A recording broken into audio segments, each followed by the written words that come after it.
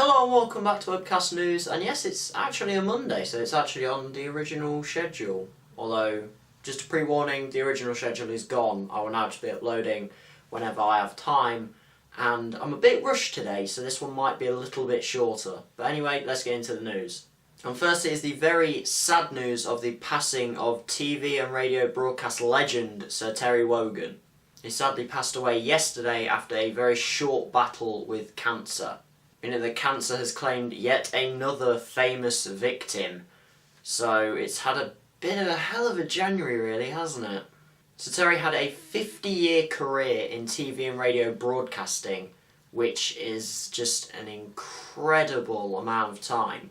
Most people will come in, do a few years and be gone, and everyone will forget them. He hosted shows such as the Terry Wogan Show on BBC One, and he also presented Wake Up to Wogan on BBC Radio 2. And that may be where he's known by some of the older generations, but the younger generation will probably know him more for presenting the charity show Children in Need, for which he presented from the very first show back in 1980 all the way up until present day, in which he was able to help raise over £790 million for disadvantaged children and young adults in the UK.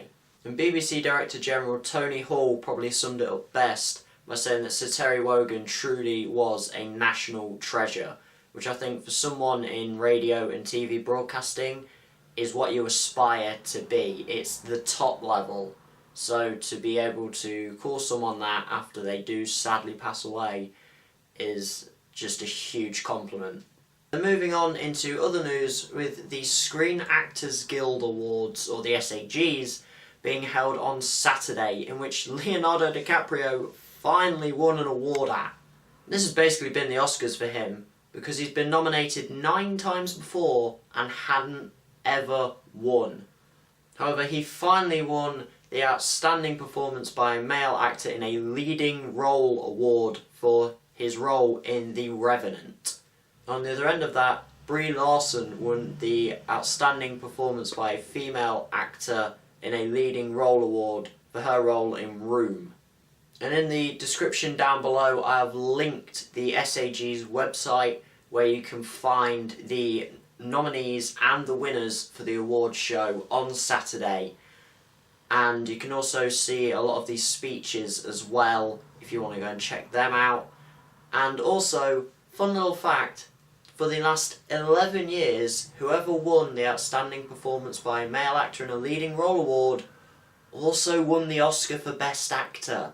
So it's looking good for DiCaprio finally. And then to finish off on something that I find slightly humorous, but the world of cycling and fans of cycling will find slightly distressing. This comes from the World Cyclocross Championships that took place over the weekend in Zolder, Belgium. And this is because one of the home country's cyclists was disqualified from the women's under-23 race after it was discovered that she had a hidden motor on the bike.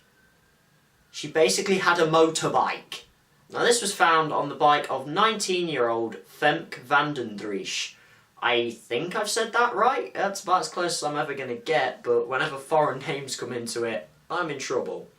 And funnily enough, Van den Driesch had to withdraw from the race partway through because of a mechanical fault. Is that irony?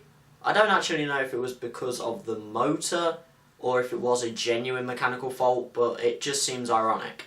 And technological fraud comes with a minimum ban of 6 months and a decent sized fine of either 20,000 or ranging up to 200,000 Swiss francs. However, Van den Driesch maintains her innocence, saying that she didn't know the motor was on the bike because it wasn't her bike. It was an identical copy of her bike that was her friend's. And according to the governing body, this is actually the first time that they've ever found one of these motors hidden on a regular bike during competition, but it makes you wonder how many have actually got past them as well before they've actually found this one. And did they only find this one because the mechanical fault occurred on the bike? UCI President Brian Cookson said after the reports came out of the motor on the bike that it's absolutely clear that there was technological fraud. There was a concealed motor. I don't think there are any secrets about that.